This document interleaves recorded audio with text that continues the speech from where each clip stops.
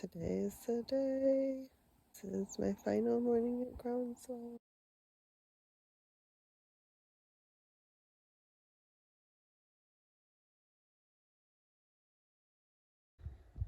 The frost is evaporating from the earth, and we are packed to the brim. Got all kinds of stuff shoved up in here. So, this should be interesting. Off we go. Thank you, Groundswell.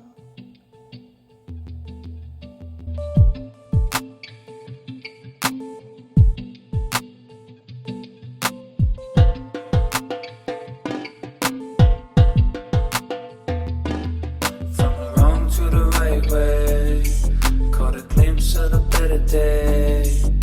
Sick of all these mind games, everyone going crazy. Going back to the country, chilling on the back of the mountain. I'm done with the rat race, 'cause there's no love in the city. Here I am at my first campsite. Let me show you. Oh, that's me. Here's my 360 view. Oh. Here's my 360 view.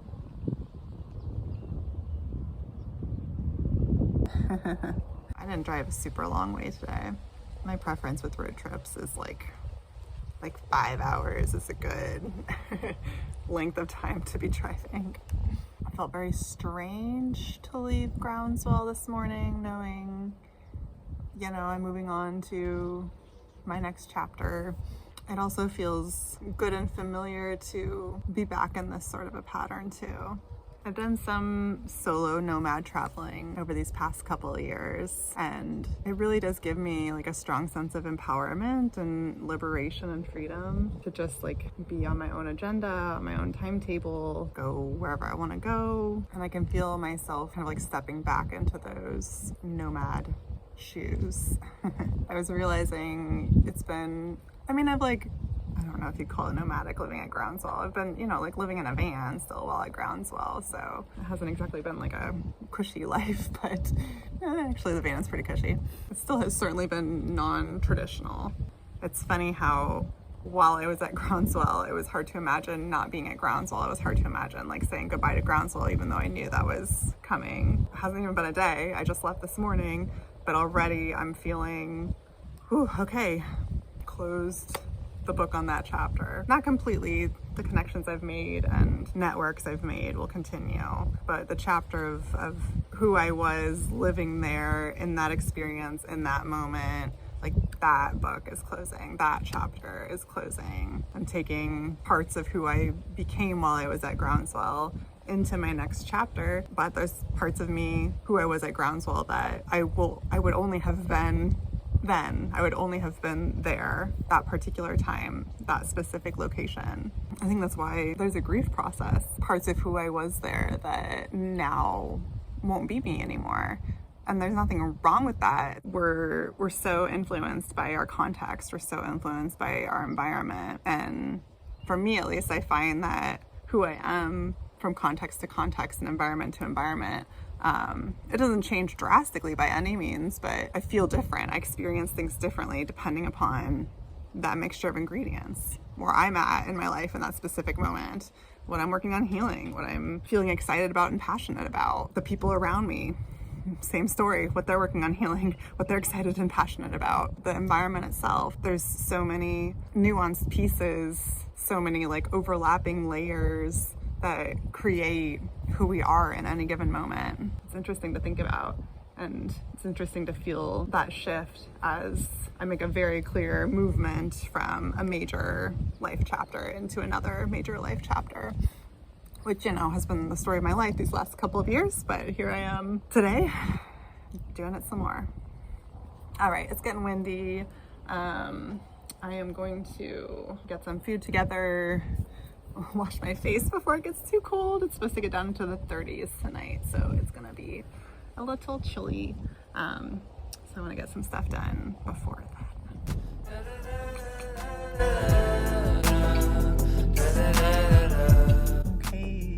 are gonna make some dinner. Now is when I'm really glad I put in a little extra work before I embarked on this journey and have already cooked my food for myself. I only have to heat it up. I have two options, pasta and soup. I think we're gonna go soup tonight. All right, we're gonna go to the fridge. Soup right here. Ain't that easy.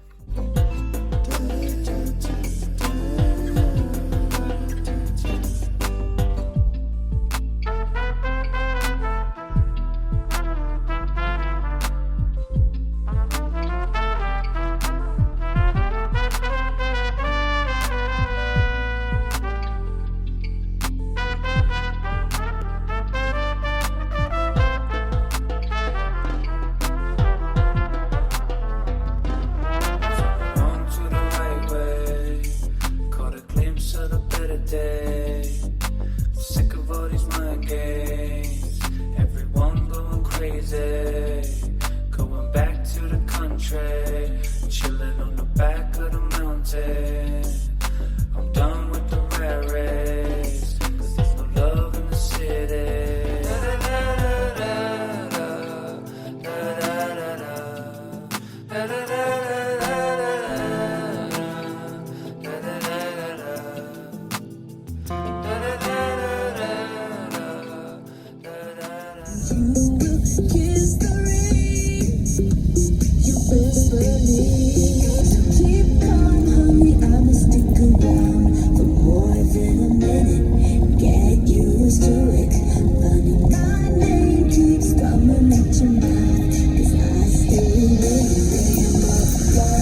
Swish, swish, bish. Another one in the basket. Can't touch this. They know what is Do they know? what, but they don't know what is what. They just know what is what, but they don't know what is what. They just know what is what, but they don't know what is what. They just strut. What the?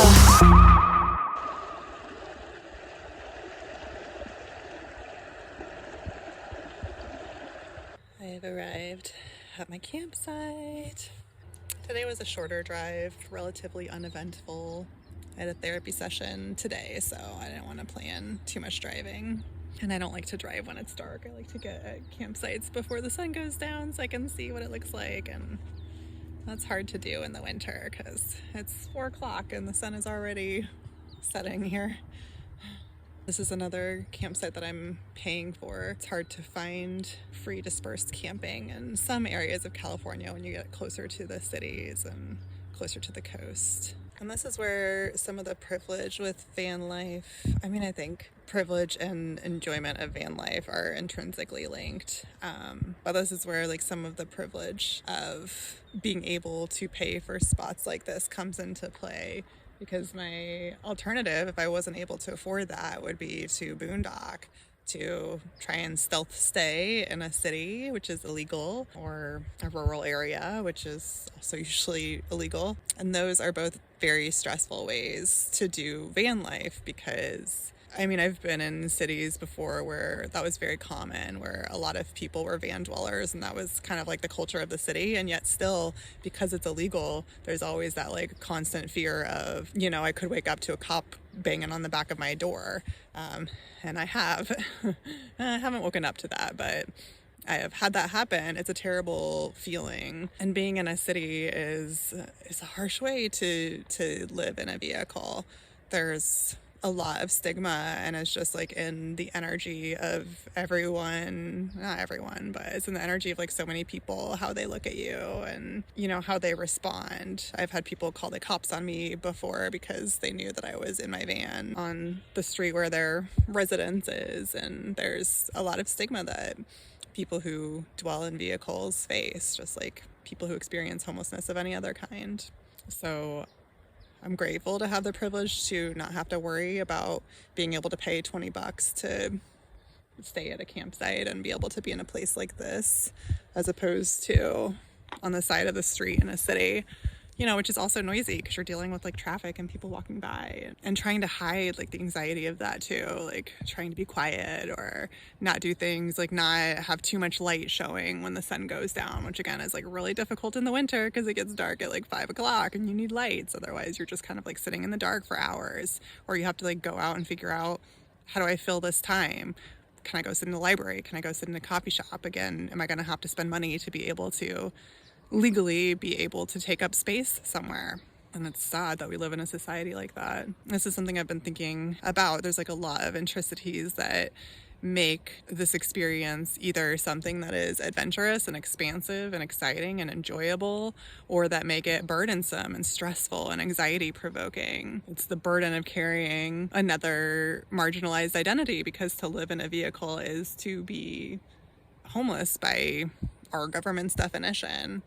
And the way people, the way systems engage with you when you have a marginalized identity label upon you is very different than when you don't. And that's something that I've been able to see and experience as I've shifted between spaces where my privilege is more apparent and my privilege is more covert. So when I'm a van dweller in a city, people don't know I am educated. People don't know I teach. People don't know anything about me. They make judgments based on the ways that we're all socialized to perceive people who are homeless. Dangerous, drug addicts, sketchy, dirty, stay away.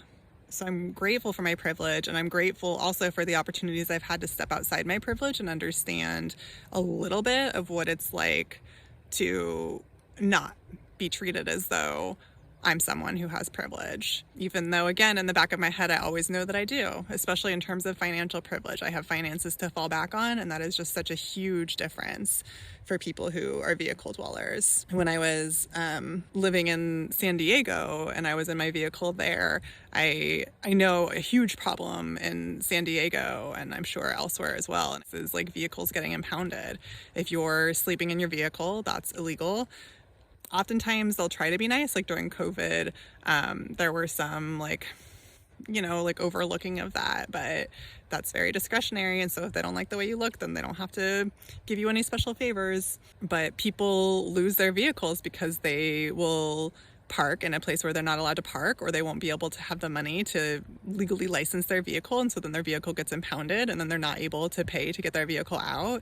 So the gentleman that I interacted with had moved onto the beach. He was living in a tent on the beach, whereas before that he had a vehicle, but he couldn't pay the fees to get his vehicle back, so he was just going to lose that. There's just a lot of layers of privilege, and as much as I enjoy this experience and like talking about this experience and sharing this experience, the privilege piece is something that I really want to continue to explore for myself in my own personal growth trajectory, and also to speak more about that, and to, yes, be vocal about the difference that privilege makes in the enjoyment of my experience. Because if I was not choosing to do this, if I had to do this, that would be a different story.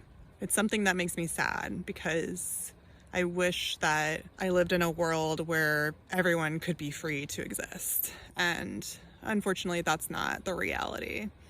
And as much as we'd like to think, as much in this country as we like to play the individualism game and try and blame individual people for their circumstances, like, it's just not that simple.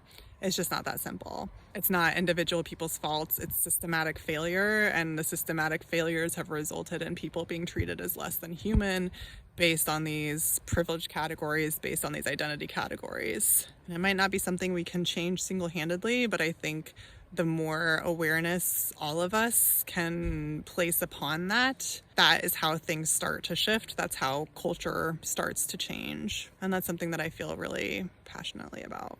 All right, those are my thoughts for today. I have more that I will continue to share as we go. Gonna get ready for the sun to go down, do my routine that I showed y'all last night, and enjoy this space while I'm here. I'll leave you with this beautiful view. Quintessential California.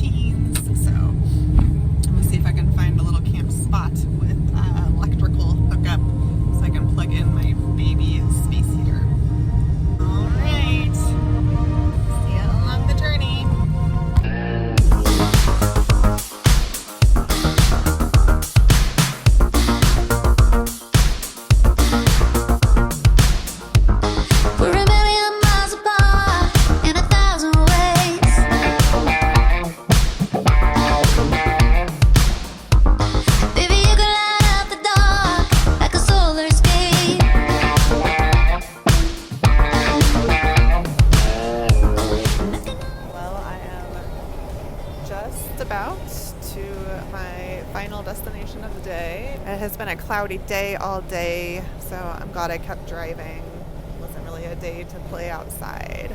I've mostly been driving in Arizona today. I loved California. And immediately had some feelings about it because the first gas station I walked into in Arizona, just the cultural differences are deeply apparent. But at this point in my life, like, I know what it is to be looked at a certain way for being different, because most of my life I avoided appearing different, and so I didn't get looked at that way. Now I don't care. So, I mean, you know, I care, but like, I'm not gonna make my decisions based on that anymore. It's more important for me to be myself. So it was interesting. I also have seen more cops than I have in the last year in California today. It's unfortunate to be re-entering spaces in this country where cops sit on the side of the road to catch you doing bad things.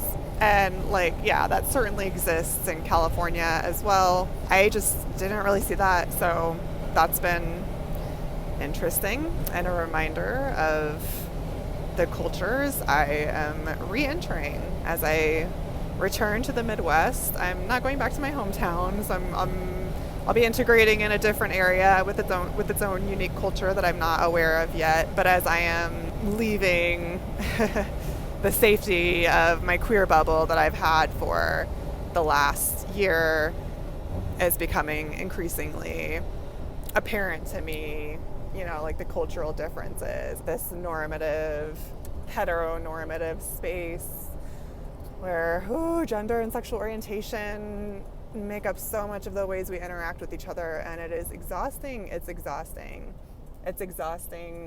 for all of us, honestly. Literally, it's exhausting for all of us, and especially for, again, those of us who have marginalized identities. So being queer, it's exhausting. Not identifying with the gender binary, it's exhausting. That's my noticings today of driving through some rural areas in a red state, and we will see what adventure awaits. I think that will be a common theme over the next couple of days. So, okay, here is the co-op.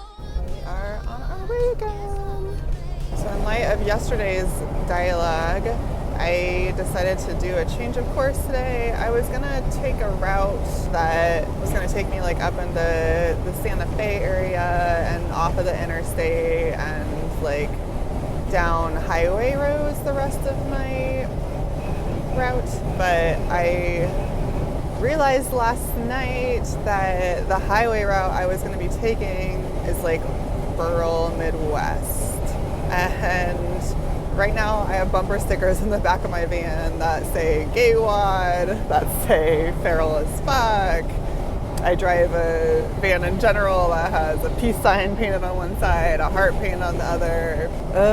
I have just already felt that, you know, like driving this van in the first place does make me more of a target than like a normal vehicle. I remember on one of my routes out west, I drove on like one highway road through the very tippy tip of Texas. This is when I was traveling with my ex, and we got immediately pulled over, just like immediately pulled over. And it was related to the insurance, which they're not really supposed to do, but so anyways, I'm just recalling that experience, and I've done enough traveling in conservative states and rural areas in the Midwestern region to know it just doesn't feel safe as a queer person. I don't like being alone. I don't want to risk it.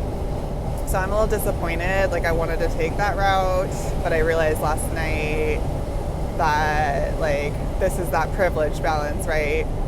Like, I do have a lot of privilege to counterbalance my marginalized identities, and like that's why I put those bumper stickers up, honestly, because like I believe in the importance of visibility, and I want to be visible in the ways that I have privilege to be as much as I can. And so, you know, like that is going to bother and shock and rub some people the wrong way, and other people are going to see the back of my van and be really validated by that, people who are more similar to me, and I want it to be there for those people. But then on the other side of that, I have to like counterbalance legitimate safety too. So instead, we're gonna take 40. We're gonna have to go through Texas, which I didn't want to do either, but it'll be on the interstate and I'll blend in a little bit more. So we're gonna do that. So, here we go.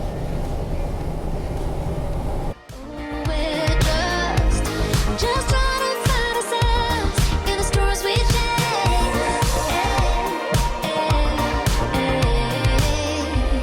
Baby, in an endless summer, we can find our way. I think about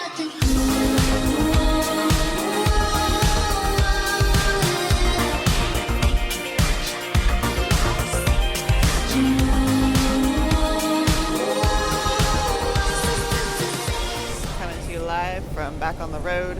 We are leaving New Mexico today. My plan is to stay somewhere in the Oklahoma City area. So looking at a 6-hour drive today, which is longer than I would like, but my reward will be a shorter drive tomorrow to my final destination. Feeling a bit better. I was able to do some stretching in the bathhouse at the campsite. My body has been hurting just from like the stress of moving and gathering all my things from one thing, emotions of saying goodbye, the physical aspect of sitting in a vehicle going like this for hours upon hours. This is why I prefer to do shorter driving days of like 3 to 5 hours, because then I have time to still be a human. Right now, these past couple days with the longer days, I've had so little energy by the time I get to where I'm going. Woo, just really feeling a bit consumed by the experience of driving. The campsite last night was cute. It was like a local campground and RV park, so it was significantly cheaper than the KOA. I prefer free. If I were doing this trip in warmer weather, I would honestly rather spend the night at a rest stop. But given that I need access to electricity, I'm glad I stayed where I stayed. I also feel like it confirmed my decision to stick to I-40 instead of taking smaller side roads. I'm in New Mexico, which I don't think is a conservative state, but that area must be conservative based on the way the gentleman engaged with me. There were several things that were said that I was like, okay, this is where I am. All right, here's where we are. And he was perfectly nice to me, but had he seen my van, or had I been a person of color, or I don't know, that might have changed the experience. Entering normative culture. It's a stark contrast to where I've been for the last year, so I'm feeling I'm sensitive to that stuff to begin with, and I'm feeling like extra sensitive, like I had to decompress from some of that conversation. Yeah, and it has reminded me why I don't really want to be in conservative rural areas where most of the people I'll be interacting with are white, cis, heteronormative older men. So today I will be driving through the rest of New Mexico. I will pass through a little piece of Texas, and I will end up in Oklahoma. I'm going to try to stay at a park campsite, which would be nicer, by a little lake. So hopefully that is where we get to today.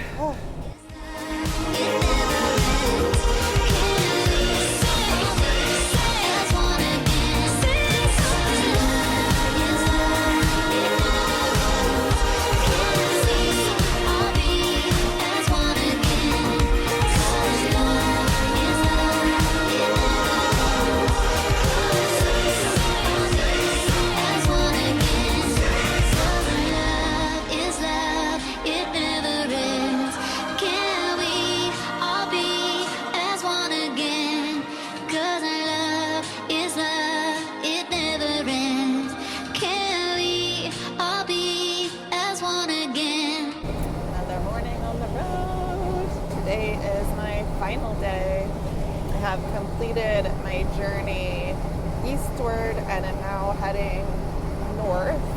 I'm interested to see if there's a difference in the geographical terrain as I continue heading north.